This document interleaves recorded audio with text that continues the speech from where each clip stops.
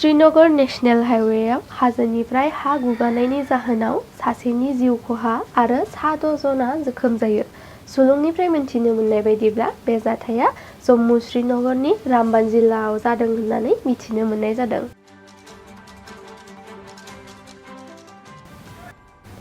भारतनि प्रेसिडेन्ट द्रौपदी मुर्मुआ आम आदमी पार्टीनि एमएलए अतिशी आरो सौरभ भारद्वाजखौ दिल्लीनि केबिनेट मन्त्रि महरै सायख'यो।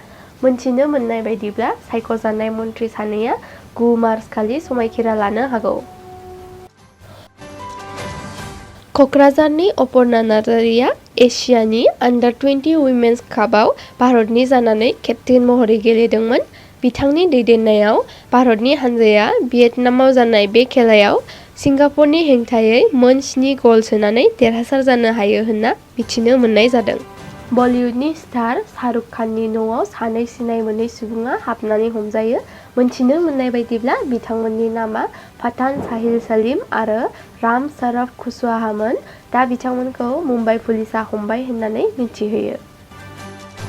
इन्डियान नेभिनि हेलिकप्टारआ दिनै मुम्बाइनि लैथोआव इमारजेन्सि लेन्डिं खालामनो गोनां जायो। मोनथिनो मोननाय बायदिब्ला हेलिकप्टारनि 3 सुबुंखौ रैखा खालामनो हायो।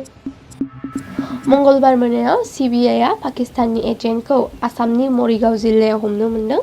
मोनथिनो मोन्दों दि पाकिस्ताननि एजेन्टआ पाकिस्ताननि इन्टेलिजेन्स एजेन्सिनो सिम जगायना हरोमोन।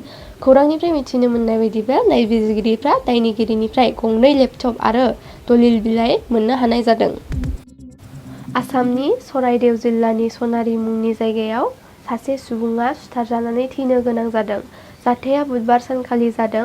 थैनाय सुबुंनि मुंखौ अमित ताती होननानै मिथिनो मोननाय जादों आरो दायनिगिरि सुबुंनि मुङा जादों बिक्रम ग्वाला। दायनिगिरिया दा बरहाट पुलिसजों खाजाबाय होननानै मिथिनो मोननाय जादों।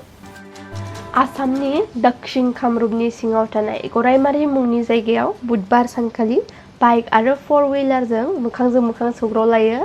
मिथिनो मोननाय बायदिब्ला बे जाथायाव बराकाट गामिनि खेरमान आली मुंनि सासे सुबुङा गोब्राबै जोखोम जादों होननानै मिथिनो मोननाय जायो। बिथांखौ थाबैनो खाथिनि हस्पिटालाव दैथायहरदोंमोन।